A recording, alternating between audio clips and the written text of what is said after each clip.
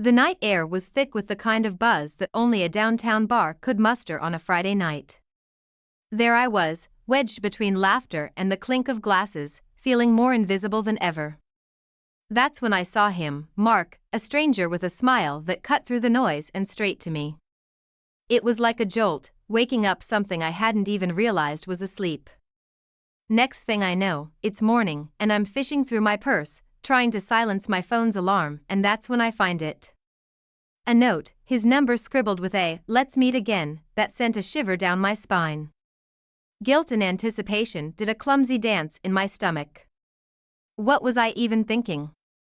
But there I was, a few days later, tucked away in the corner of some secluded cafe with Mark, laughing and talking like we'd known each other for years. The wedding ring on my finger felt heavier with every word, but for those moments, I let myself forget. Working late again? Daniel's voice was understanding, too understanding. Yeah, the project's a beast, I lied, hating how easy it became. He just nodded, kissed my forehead, and went back to his laptop, buried in his own work. The perfect cover. Our first kiss wasn't planned. It happened in a dimly lit alley behind the cafe, impulsive and reckless. I told myself it was passion, the kind I'd been missing, but deep down, I knew it was betrayal. Changes started small, a new dress here, a different hairstyle there. I wanted to feel alive, vibrant, anything but the stale routine my life had become. My colleagues noticed, throwing curious glances my way, but I shrugged them off.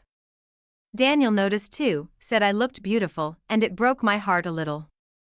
Each step, each lie, it was like I was watching myself from the outside, unable to stop the spiral. Mark became my secret, my escape from the reality I was too afraid to face. But every stolen moment, every excuse, it was building a house of cards that I knew couldn't stand. Yet, I couldn't help but chase the thrill, the feeling of being seen again, even if it was leading me down a path I knew I'd regret. Did you do something different with your hair? It looks amazing, Daniel says one evening, eyeing me with a warmth I haven't seen in months. His compliment lands like a kiss of sunlight, unexpected and heartwarming, but also piercing with guilt. I'm draped in the new me, a version ignited by forbidden flames, yet he sees it as a ray of positivity. How twisted, I think to myself, that my deception brightens his day. The very next night, as we sit in our usual tranquility, Mark's text lights up my phone. How about we escape this weekend? Just you and me. My heart races, not just at the thought of being with Mark, but at the daring leap we're about to take. We'd be out in the open, yet hidden in a different city's anonymity. It's reckless, thrilling, and terrifying all at once. With a concocted story about a last-minute work conference, I pack my bags with shaking hands, weaving the first thread of outright lies to Daniel. I really wish you didn't have to go, he says, pulling me into an embrace that feels like it could anchor me back to reality. But the pull of adventure, of Mark, is too strong. I leave, the thrill of the escapade clashing with a storm of guilt within. Halfway through the weekend, amidst stolen moments and whispered promises, my phone rings. It's Daniel, his voice laced with excitement. I've got a surprise for you at home, he says, unknowingly twisting the knife deeper into my conscience. What am I doing? This question haunts me even as I laugh and love under the guise of freedom. Returning home is like stepping into an alternate reality. Daniel, with all the innocence of a heart untouched by betrayal, has transformed our backyard into the garden I've always dreamed of. It's breathtaking, a sanctuary of love and effort. For you, he says, and the weight of my betrayal feels suffocating. How can I tear down what we've built over a fleeting desire? Torn, I meet Mark to end it, to sever this tie that's bound me to exhilaration and guilt in equal measure. Yet, his words, his promises of a love so fierce and free, reel me back in. It's a cycle of addiction, one I'm not strong enough to break. Meanwhile, Daniel's presence becomes more like a ghost in our home, his focus on work leaving us drifting further apart. Yet, it's this very distance that gives me the space to continue meeting Mark, our affair escalating with each stolen moment. The intensity of our connection blinds me to the impending storm, a tempest that's brewing just beyond the horizon, ready to sweep away the facade I've so carefully constructed. The moment I feared most isn't a dramatic showdown, it's the whisper of my name in hushed tones as I pass by colleagues at work. "Isn't that her?" they murmur, their eyes darting away when I catch them staring. It all started when a friend, a so-called friend, spotted me and Mark laughing over dinner at that little Italian place downtown. I could almost hear the rumors taking flight, spreading through our circle faster than wildfire. It's not just the whispers that wear me down, it's the change in the air. People look at me differently now, piecing together their version of my story with every late return from work, every evasive answer. My own reflection in the mirror starts to feel like a stranger's, someone I'm not sure I want to know.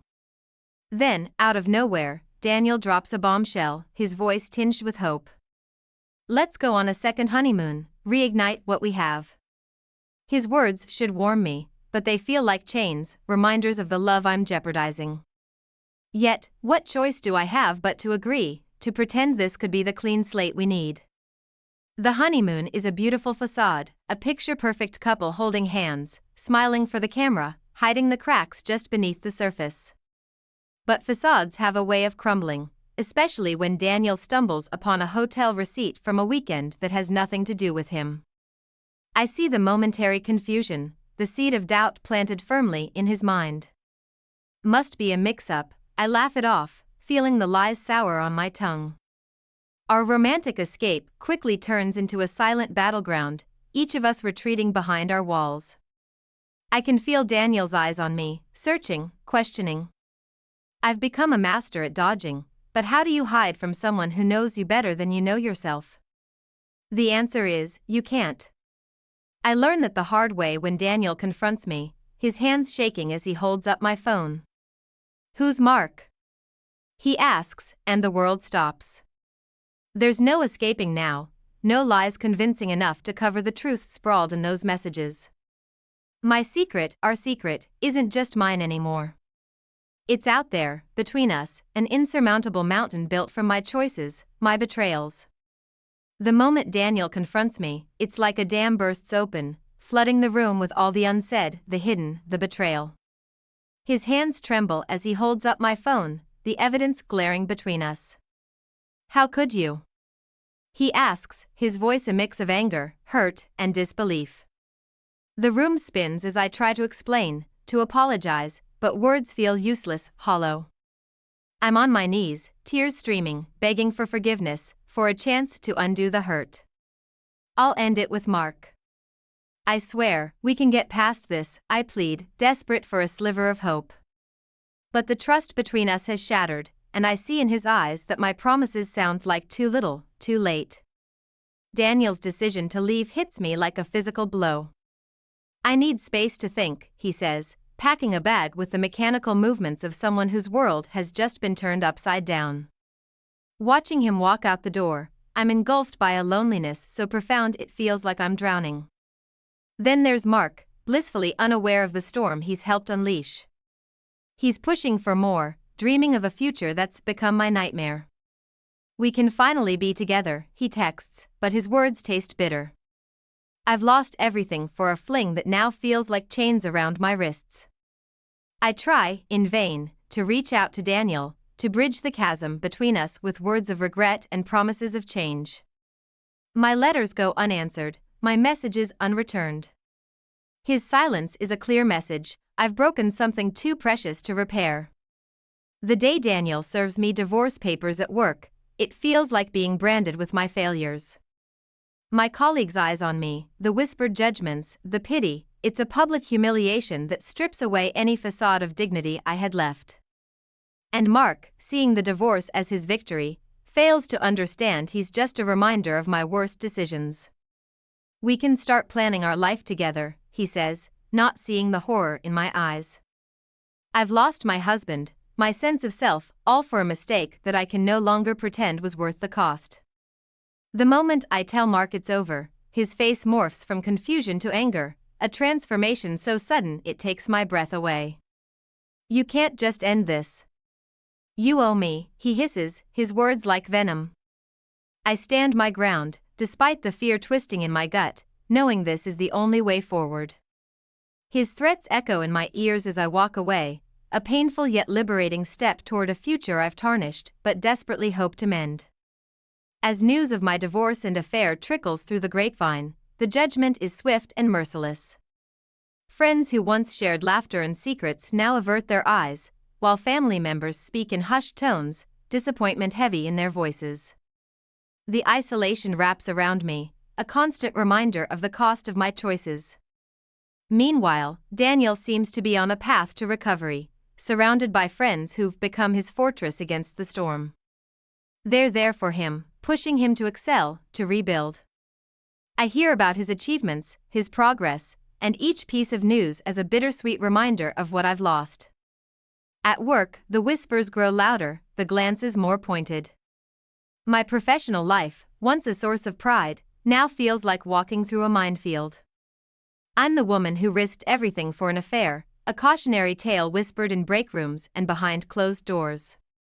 Seeking legal counsel feels like admitting defeat, yet it's a step I must take to navigate the minefield of divorce.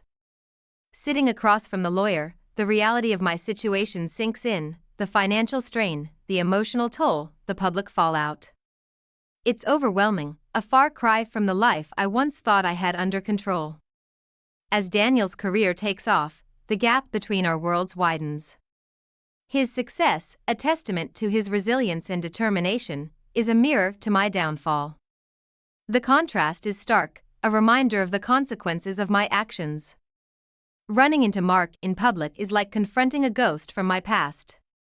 The charm that once drew me in is gone, replaced by a cold, resentful glare. His bitterness is palpable, a silent accusation that hangs heavy between us.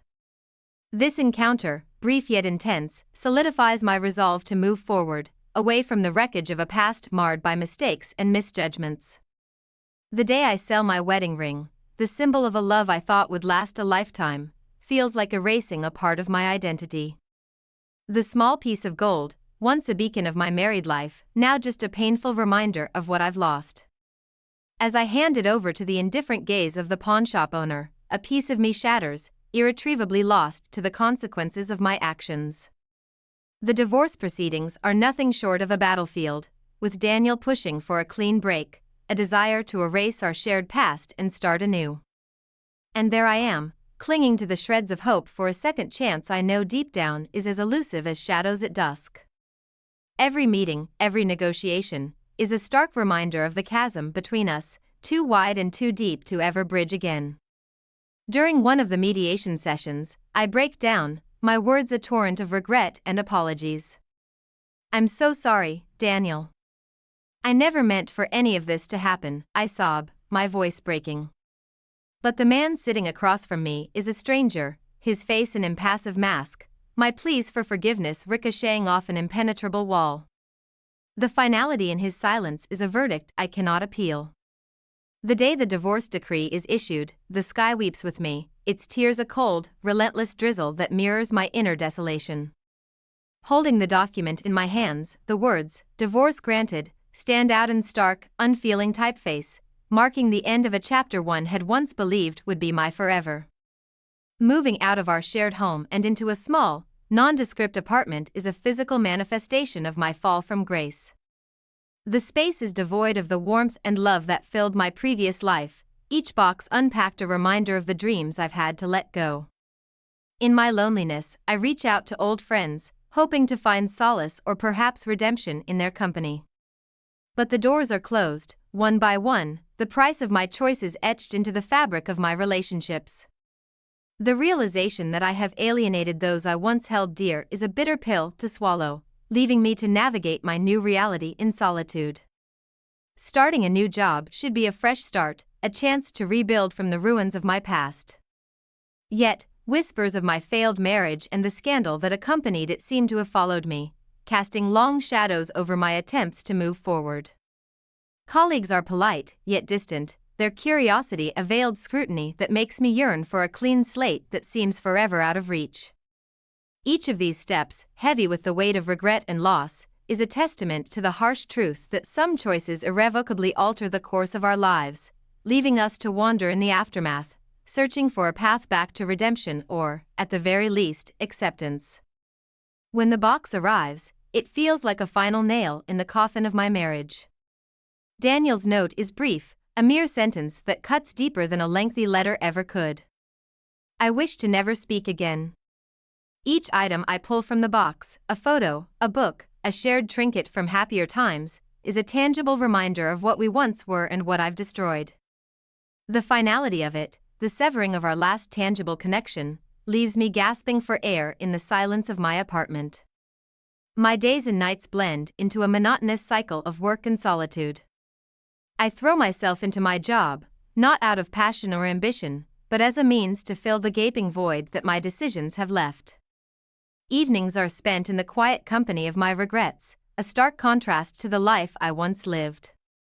There's no self-pity, no illusions of reconciliation, just the stark reality of my actions and their irreversible consequences.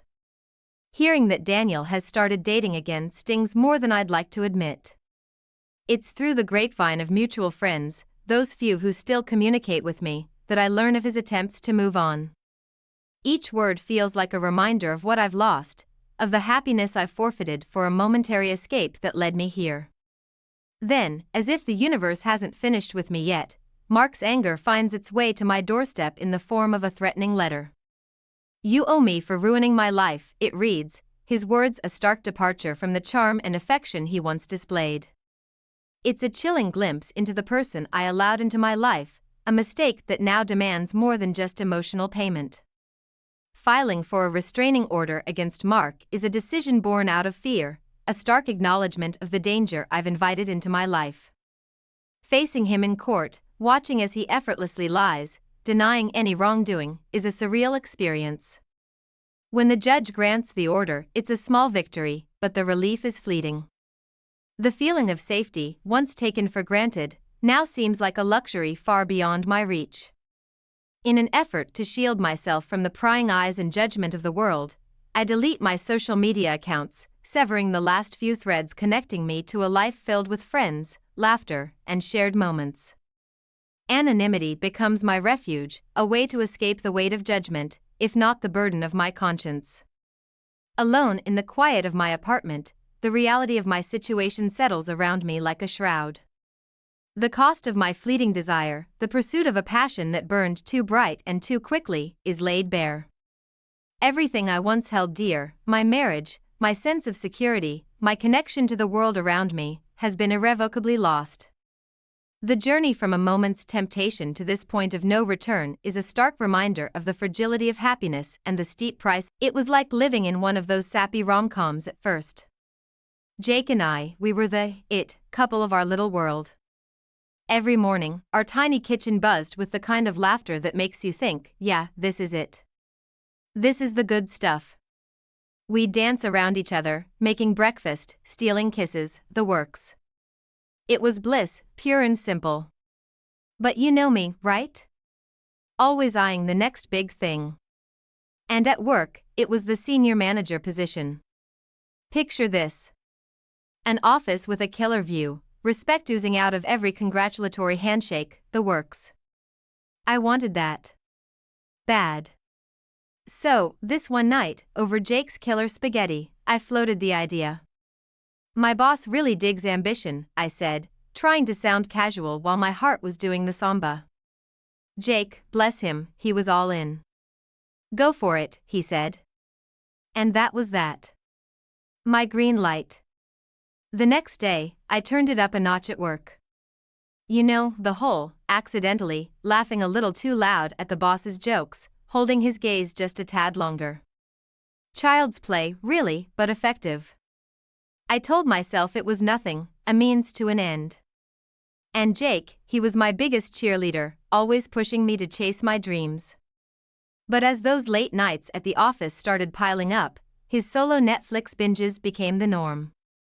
I was chasing the dream. All right, but the cost? Well, I wasn't ready to admit there was one. Not yet. I kept telling myself it was all for us, our future. A little harmless flirting for a shot at financial security was okay, right?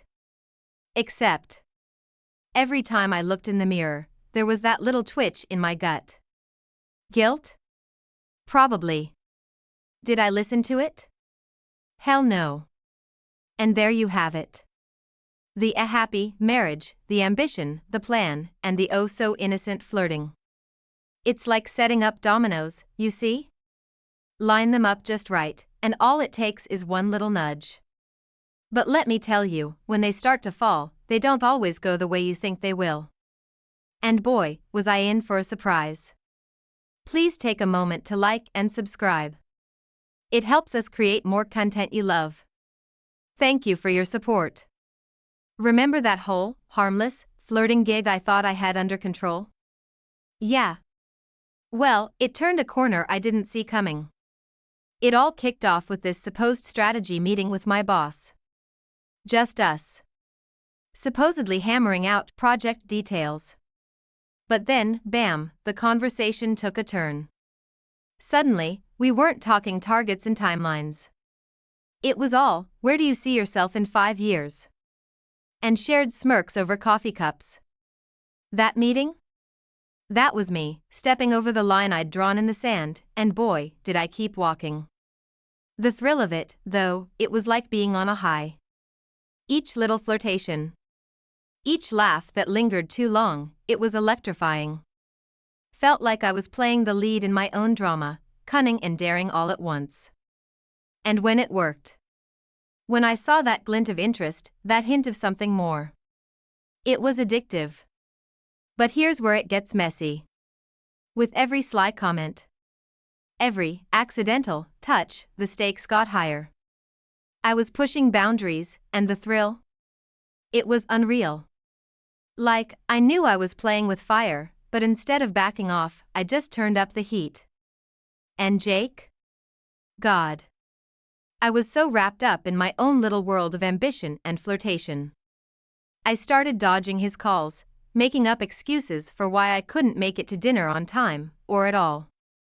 Sorry, babe, got caught up with work again. It was like I was living a double life. But here's the kicker, the promotion.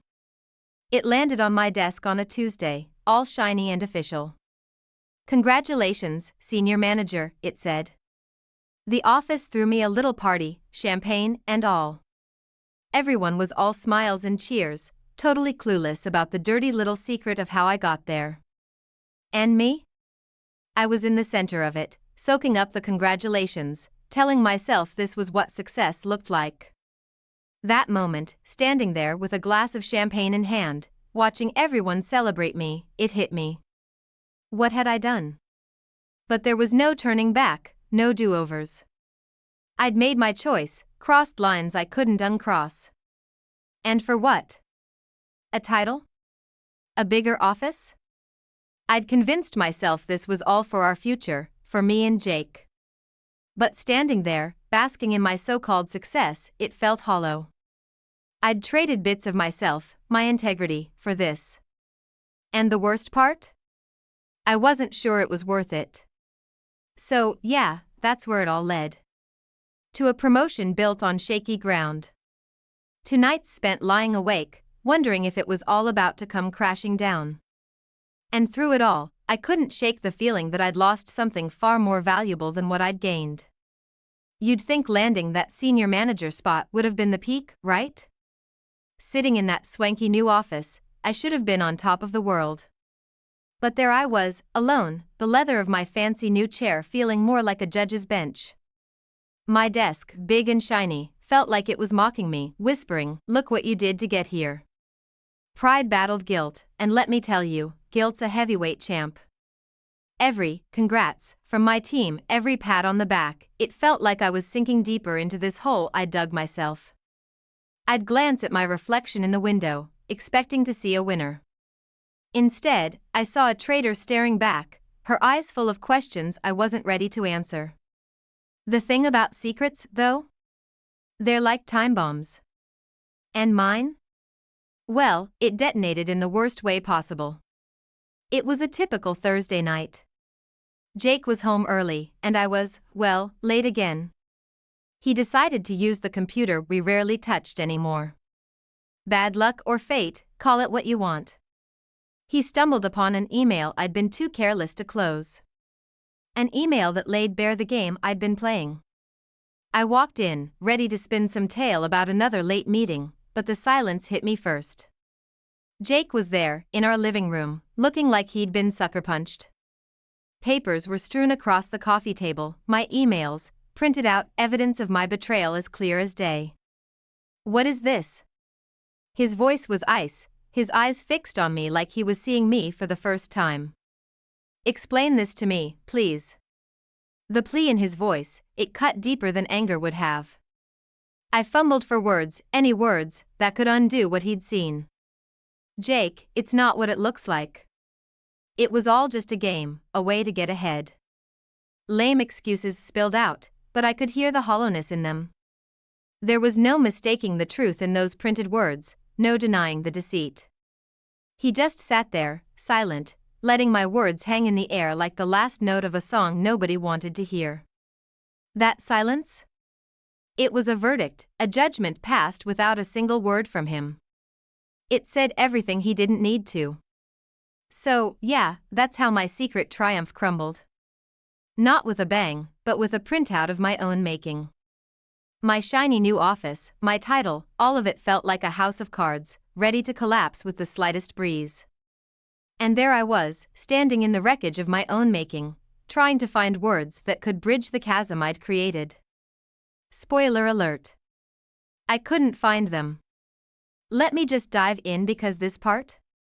It's where everything I thought I knew, everything I thought I wanted, just imploded.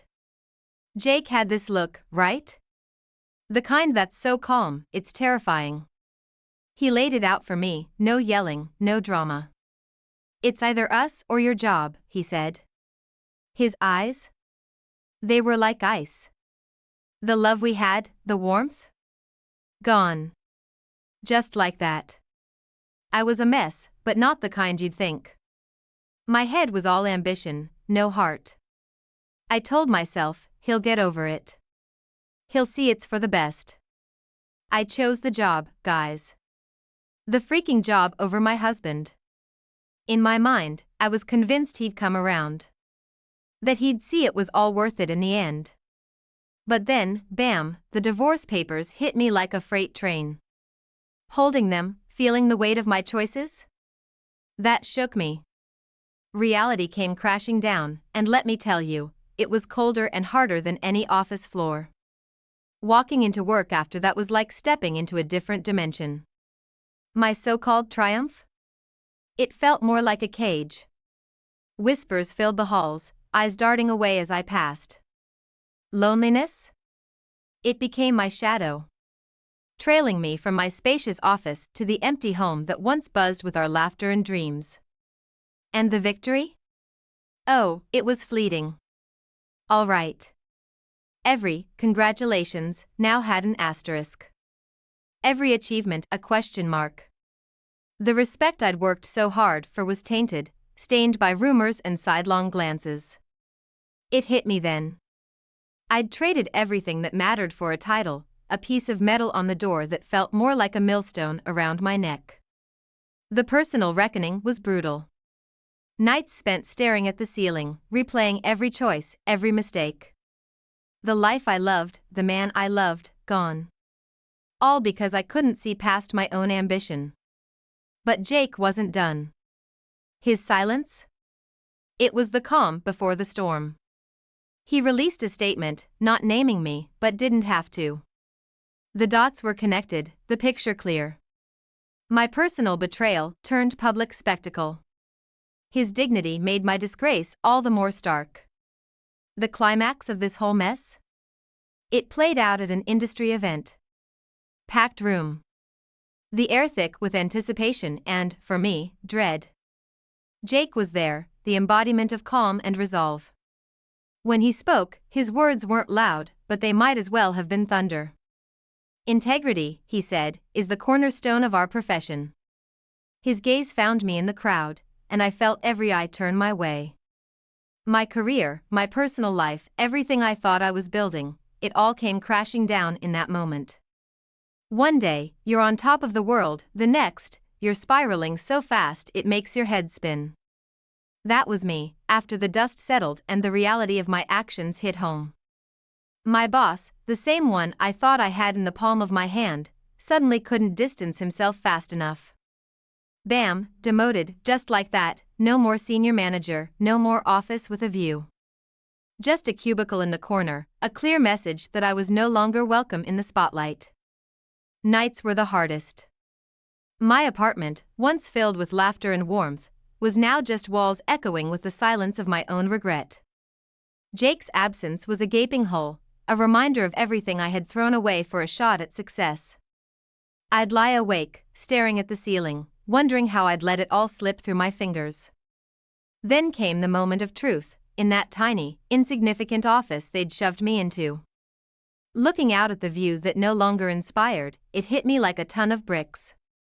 I had traded my soul for this? For a fleeting moment of success? The realization was a bitter pill, the taste of regret sharp and unyielding. Trying to piece back my personal life was like gathering ashes after a fire. Friends, family, everyone looked at me with a mix of pity and disdain. I reached out, tried to make amends, but it was like talking to walls. The trust was gone, the damage irreversible. So, I did the one thing left that I thought might make a difference. I tried to apologize to Jake. Poured my heart into a letter, spilled out apologies and regrets, hoping for some kind of forgiveness, a sign that there was still something left to salvage. But nothing came back. No angry reply, no acceptance, just silence. His silence was a door closing, a chapter ending without the closure I so desperately sought. Work. That became a daily gauntlet. Colleagues who once respected me now avoided me like the plague. My reputation was mud, every achievement I had earned now tainted by the scandal. It was clear. I was a pariah, unwelcome in the world I had fought so hard to conquer. And then, the final nail in the coffin, an article in a leading industry magazine. It laid bare my rise and fall, a tale of ambition gone awry. It was everywhere, unavoidable. I became the cautionary tale, the person everyone talked about in hushed tones, a lesson in what not to do. In the end, I was stripped of everything. My title, my respect, gone. Relegated to tasks so menial, it was a daily reminder of how far I'd fallen.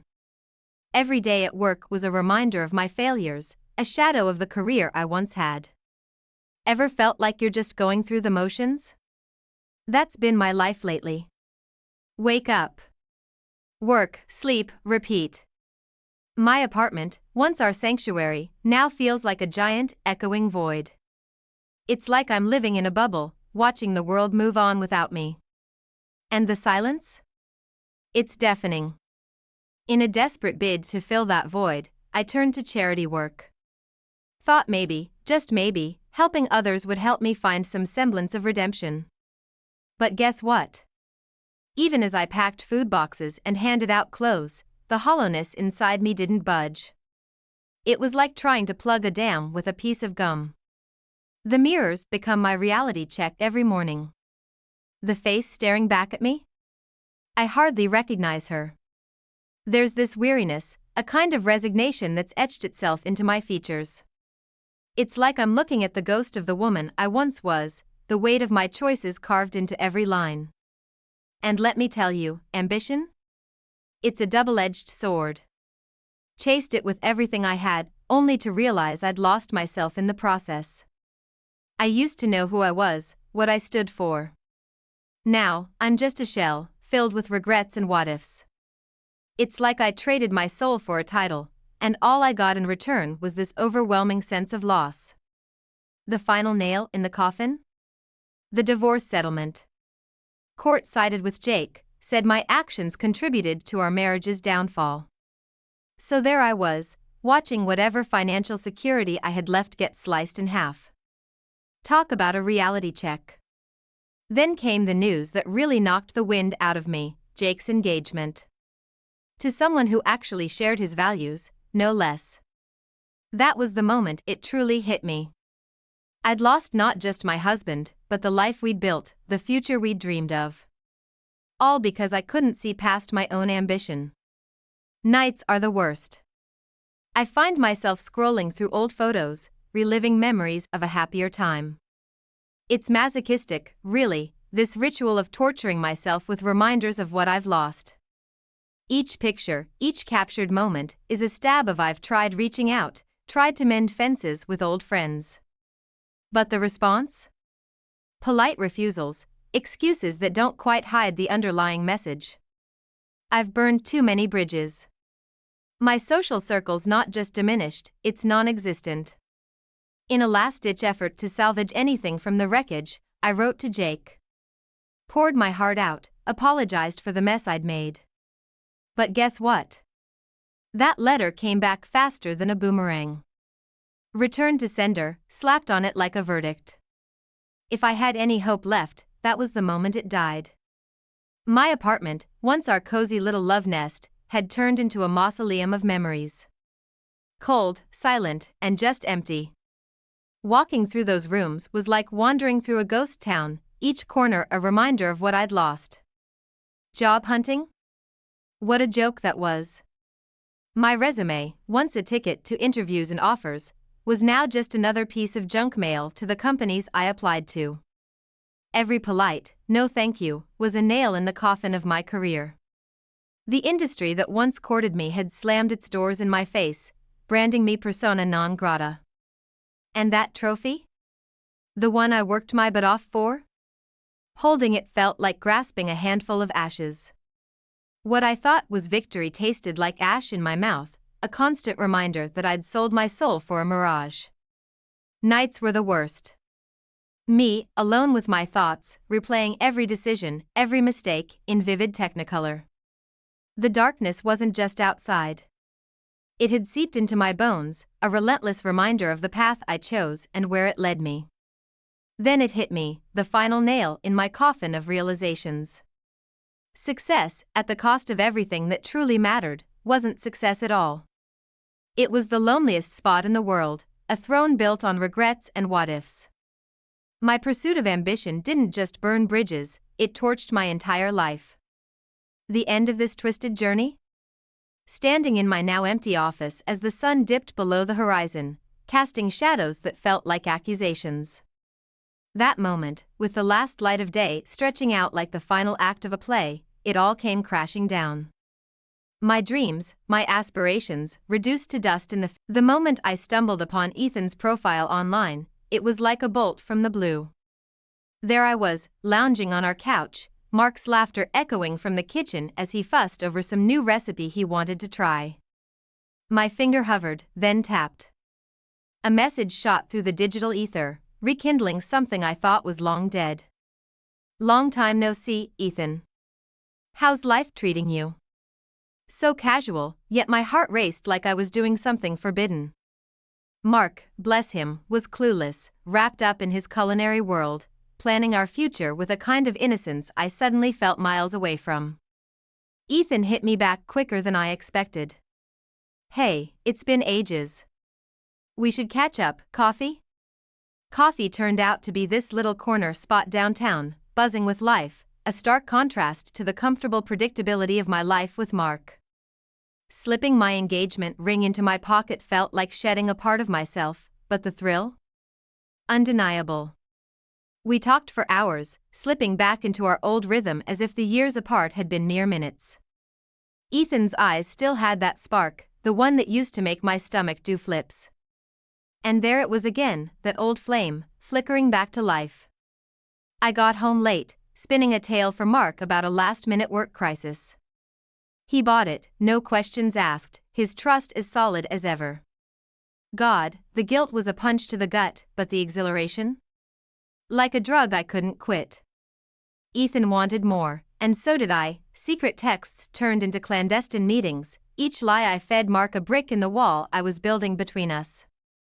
Mark was all in on us, talking about houses and wedding venues, while I was sneaking around, meeting Ethan in shadowed corners of the city. Then Ethan dropped the bomb. A weekend getaway, just the two of us. Let's do something crazy, he said. And I, caught up in the whirlwind, agreed. Told Mark one needed a girls' weekend to blow off some steam.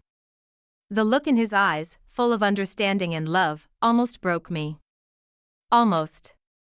That weekend was like something out of a dream, secluded in a cabin away from the world, where Ethan talked about us, like it was the most natural thing in the world. And I bought into it, hook, line, and sinker, imagining a future charged with passion and adventure, a stark contrast to the life Mark and I had planned. Coming back to reality was a slap in the face. Mark had thrown us an engagement party, a surprise, with our families and friends all there, smiling, celebrating. The guilt was a wave that nearly drowned me, but I kept my secret locked tight, smiling and playing the part of the happy fiancé. Each of these moments, each lie, each stolen second with Ethan, was a step down a path I never thought I'd take. I was living a double life, caught between the comfort and love Mark offered and the fiery passion Ethan reignited in me. The thrill of the secret, the guilt eating at me, the love I had for Mark, and the desire for Ethan, it was a tangled web I'd woven, one that I was far too entangled in to escape unscathed. The thrill of sneaking around had its expiry date, stamped clearly the moment Ethan's patience ran thin.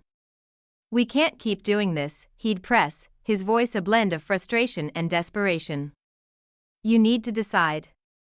Our secret rendezvous, once electrifying, had started to feel like a countdown to an inevitable crash.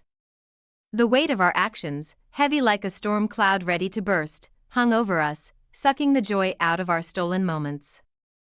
I remember staring at my reflection, the face of a woman caught between two worlds, neither of which seemed entirely hers anymore.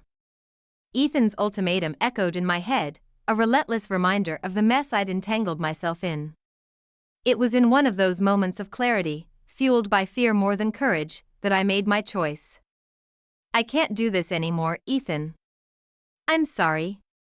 His reaction was a mix of anger and disbelief. "You'll regret this," he warned, his words a cold gust that I tried to shrug off. I convinced myself I could fix everything, that I could tuck away my betrayal like a dark secret and move on. That karma, or perhaps just consequence, has a way of catching up. Anonymous messages started popping up for Mark, each one a ticking time bomb. Panic wasn't just a reaction, it became my constant state.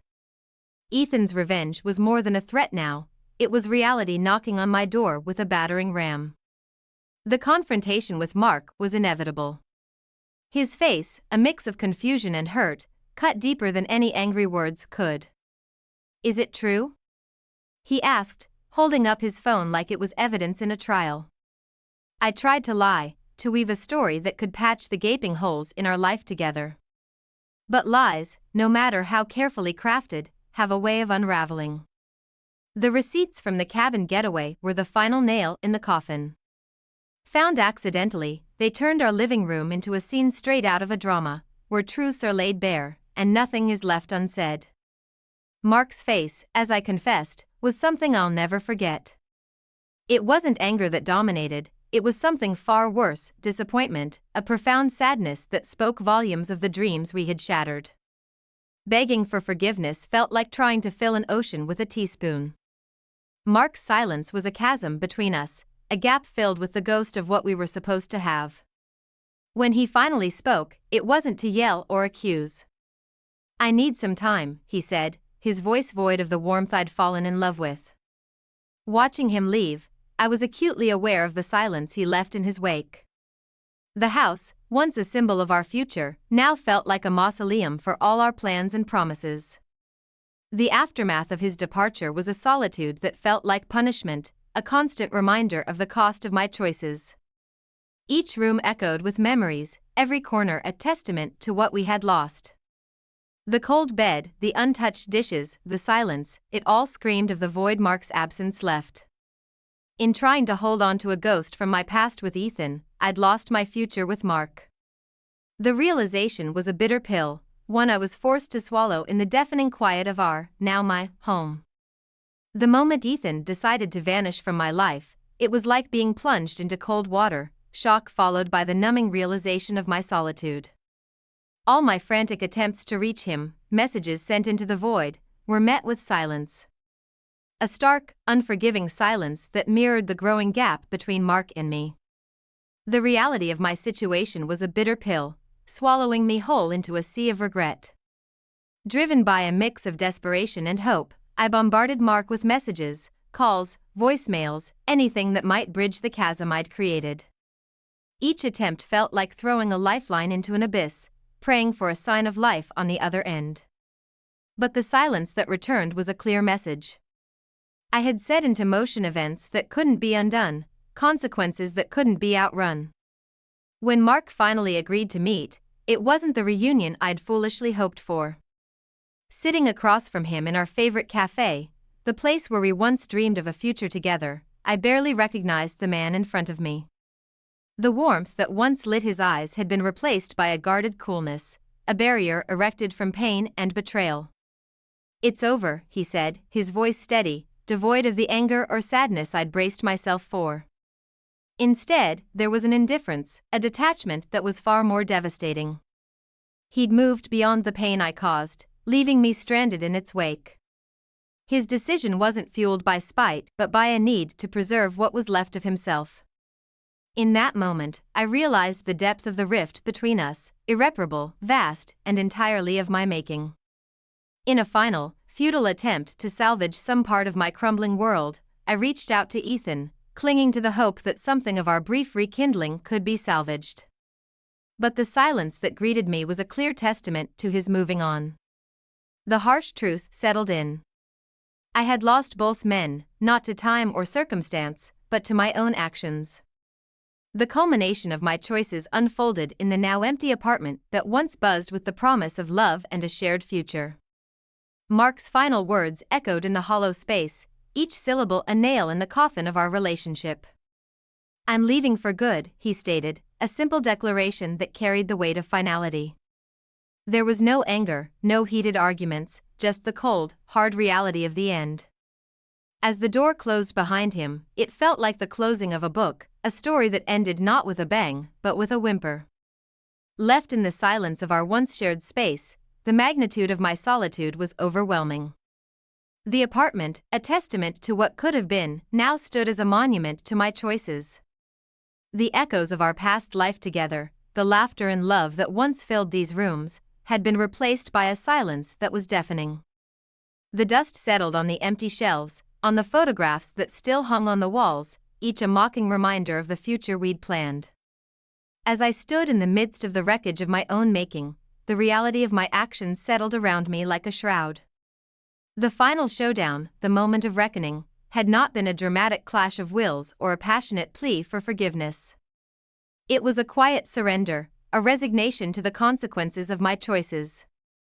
The door's soft click as it closed behind Mark was the punctuation mark at the end of our story, a story marred by betrayal, led astray by fleeting desires, and ultimately, ended by the inevitable realization of loss. In the quiet aftermath, the echoes of my choices linger like ghosts in the hallways of my life.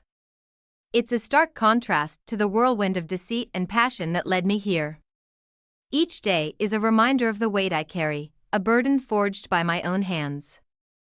The fallout is silent yet deafening, a constant companion in my newfound solitude. Reaching out to friends and family feels like grasping at straws, each attempt met with a coldness that chills to the bone. Their disappointment is a tangible thing, a barrier that stands firm between us. Conversations are stilted, filled with unsaid judgments and unasked questions. My social circle, once a source of comfort and joy, shrinks until I find myself navigating long days and even longer nights utterly alone. Work becomes my refuge, or at least, I try to make it so. But whispers follow me like shadows, colleagues casting sidelong glances filled with unspoken accusations. Opportunities that once seemed within easy reach now drift away, carried on currents of distrust and disapproval. My professional life, like my personal one, bears the scars of my actions. In moments of weakness, I find myself wandering the places Mark and I once loved. Each location, once a backdrop to our shared dreams, now serves as a stark reminder of all that I've destroyed. The park where we picnicked on lazy Sundays, the cozy little cafe where we'd huddle over coffee on rainy afternoons, each visit is a punch to the gut, a memory of a dream that will never be fulfilled. The cold, impersonal nature of legal proceedings for the division of our shared assets strips away any remaining illusions of reconciliation. Sitting across from Mark in a sterile lawyer's office, the finality of our shared story is underscored by the signing of documents, the dividing of lives once so intricately entwined. When I collect the last of my belongings from our once shared apartment, each item feels heavy in my hands, a tangible reminder of my loss. The apartment, a place that once rang with laughter and love, now belongs to someone else. Its walls, which once held our dreams, are now just barriers, marking the physical space where our story ended. Hearing about Mark's new life delivers a final blow, a stark realization that while he has moved on, building a life away from the shadow of our past, I remain stuck. Friends, careful with their words, let slip tidbits of his newfound happiness, a happiness that no longer includes me. The knowledge that he has managed to rebuild, to find peace and perhaps love again, is a bitter pill to swallow, leaving me to wonder about the paths not taken, the choices made, and the irreversible course they've set my life on. This chapter of my life is marked by the consequences of my actions, a series of events that have led me to a place of deep introspection and regret. The solitude that envelopes me is not just a physical state but an emotional and psychological one, a space where I must come to terms with the reality I've created. It's a journey of self-discovery, one that forces me to confront the person I've become in the long road ahead to redemption, a road I must navigate alone. Dragging my life into a new apartment felt like trying to paint over a cracked wall. No matter how much I tried, the fractures showed through. This new place, with its empty rooms and unmarked walls, became a blank canvas that somehow reflected the emptiness inside me. There was no escaping the loneliness, it clung to me, a shadow I couldn't shake. In the midst of this, I found myself on a path of self-improvement, a desperate climb out of the pit I dug for myself. I threw myself into books, exercise, anything that promised a sliver of redemption. But progress felt like walking through molasses. Every step forward was slow, every inch gained, a battle. The turning point came with a heavy realization. My actions had razed everything to the ground, not just my relationship with Mark, but my self-respect, my happiness. It was a bitter pill, understanding that the quest for redemption was mine alone to undertake, a solitary journey paved with the shards of my past. Social media became a double-edged sword, a portal to the life I once had. Each scroll, each click, was a window into the happiness I had forsaken. Birthdays, anniversaries, celebrations, I saw them all from the outside, a spectator to a life I was no longer a part of. The isolation was palpable, a digital reminder of the physical and emotional distance that now defined my existence. Trying to forge new relationships felt like navigating a minefield with a blindfold on. My past loomed large, a barrier that seemed insurmountable. Trust, that once flowed so easily towards me, now felt like a rare commodity, one I was deemed unworthy of. Conversations that ventured too close to the heart of my story ended in silence, a judgment passed without words. The day that would have been my wedding anniversary passed in a blur of silence and solitude. There were no celebrations, no shared memories, just a stark reminder of what could have been. That date, once circled in red as a beacon of joy, had become just another day on the calendar, marked only by the weight of regret. In an attempt to navigate the tumult of my inner world, I started keeping a journal. The act of writing became both a lifeline and a mirror, reflecting the turmoil within. Page after page filled with words that spilled out, a mix of loss, remorse, and the faintest glimmers of hope. Documenting my journey became a form of therapy, a way to process the avalanche of emotions that each day brought. These pages, these actions, became the stepping stones on a path towards something resembling peace. The journey was fraught with reminders of my betrayal, shadows of the past that stretched long into my present. Yet, in the solitude of my new apartment, with my journal as my confidant, I began to understand that redemption wasn't just about making amends with others, it was about reconciling with myself, learning to live with the choices I'd made, and finding a way to move forward, one slow, uncertain step at a time. Bumping into one of Mark's friends at the grocery store was like getting slapped by reality. He's moved on, you know, she said, almost apologetically. Engaged, the words hit like a freight train. Mark, my Mark, was starting anew, building a life I was no longer a part of. The finality of his departure, once a dull ache, sharpened into acute pain. It was a stark reminder that life marches on, with or without you. Nights turned into endless stretches of darkness, the quiet amplifying every regret, every what if. Sleep was elusive, chased away by the ghosts of decisions past. The bed felt too big, the night too long, and my thoughts too loud. There was no escape from the solitude that nightfall brought, only a deep dive into the abyss of my own making. In desperation, I reached out for help, finding myself in the soothing, neutral territory of a therapist's office. Sitting there, amidst the calming colors and soft-spoken words, I began to unravel the tangled mess of emotions and actions that had led me here. It's about learning to forgive yourself, my therapist said, a simple statement that felt insurmountable. Therapy was a slow dance of 2 steps forward, 1 step back. Each session peeled back layers of guilt, anger, and sorrow, revealing the raw, vulnerable parts of myself I'd long ignored. It was a painful process, confronting the reality of my choices, but it also brought small moments of clarity, flickers of understanding that perhaps I could learn to live with the consequences of my past. During a particularly challenging week, I stumbled upon a box of old photos. Each snapshot was a portal to a happier time, moments of laughter and love frozen in time. Now, they were just relics of a life that felt like someone else's. The joy in those photos was foreign, replaced by the sharp sting of loss. It was a tangible reminder of the cost of my actions, a price paid in memories and moments that could never be reclaimed. Reaching out to old friends was my next step, a tentative extension of olive branches worn thin by time and neglect. The responses varied, some doors cracked open, allowing the light of rekindled friendships to seep through, while others remained firmly shut, the damage too great to repair. Each reconnection was a step towards rebuilding a semblance of the social fabric I'd torn apart, a patchwork of relationships mended with time and effort. Seeking a purpose beyond my own healing, I turned to volunteering. Immersing myself in the act of helping others offered a temporary reprieve from my own troubles, a chance to step outside the tangled web of my emotions. It was a balm, however fleeting, for the wounds that seemed ever present. Yet, even in the midst of giving back, the ache of my losses lingered, a constant reminder of the work still to be done. In a moment of loneliness, I found companionship in the form of a dog, a scruffy, loyal creature that asked for nothing but love and returned it tenfold. In his eyes, there was no judgment, only the pure, uncomplicated affection that I so desperately needed. He became my shadow, a constant presence that filled the apartment with life. His simple joy in the mundane, walks in the park, the thrill of a new toy, reminded me of the beauty in the everyday, the possibility of finding happiness in the simplest of moments.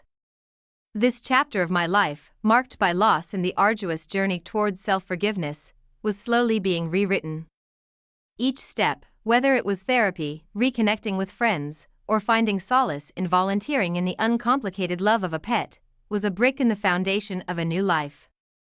A life built not on the ruins of the past, but on the lessons learned and the small victories won in the battle for redemption. The day I adopted that scruffy little dog, I didn't realize I was also adopting a new lease on life. Suddenly, there was a reason to get out of bed, to step outside and face the world I'd been avoiding. Our walks became more than just a daily routine, they were small steps towards reclaiming the pieces of myself lost in the turmoil. The parks and streets, once reminders of a life I thought I'd lost forever, slowly started to feel like new territories to be explored and appreciated anew. In the midst of this newfound appreciation for the outside world, I stumbled upon a hobby that felt like a lifeline, painting. It started on a whim, a blank canvas and a set of paints bought on a day when the weight of my past felt too heavy to bear. To my surprise, painting offered an escape, a way to express the whirlwind of emotions that words could never quite capture. The act of transferring my feelings onto canvas was therapeutic, a way to process and make sense of the chaos within. My first completed piece was a somber affair, a visual representation of the guilt and sorrow that had been my constant companions. Staring at it, I realized it was more than just paint on canvas, it was a tangible expression of my journey, a way to confront and acknowledge the pain. The decision to display my work at a local gallery came from a place of wanting to share my journey, to step out of the shadows and into vulnerability.